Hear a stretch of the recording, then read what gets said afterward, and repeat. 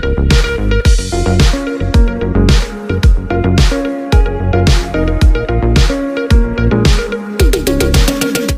ગામે આહિર સમાજ દ્વારા શ્રી રામજી મંદિરની ભવ્ય ત્રિદિવસીય તારીખ 31/5/2024ની મૂર્તિ પ્રાણ પ્રતિષ્ઠા મહોત્સવની તડામાર તૈયારીઓ.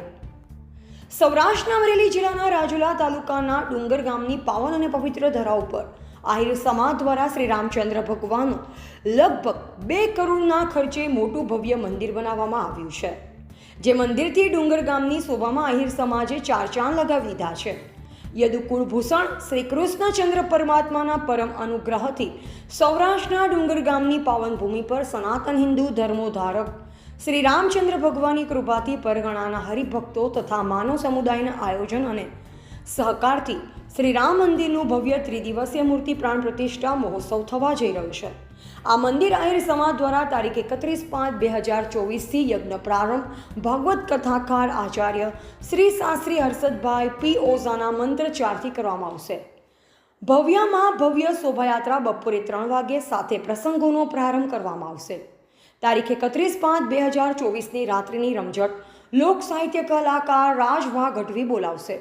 જ્યારે તારીખ 1/6/2024ના રાત્રિની રમઝટ ભાવિ ભક્તોને મહારાસમાં શ્રી ભાવેશ રામ આહિર, શ્રી ભૂમિબેન આહિર, શ્રી અવનીબેન આહિર દ્વારા આનંદ કરાવવામાં આવશે. આ મંગળ દિને શ્રી રામચંદ્ર પ્રભુના નૂતન મંદિર પ્રાણ પ્રતિષ્ઠા મહોત્સવના ભગીરથ કાર્યમાં સર્વ સમાજના ભાવિ ભક્તોને પધારવા આહિર સમાજ દ્વારા નિમંત્રણ પાઠવવામાં આવી રહ્યું છે.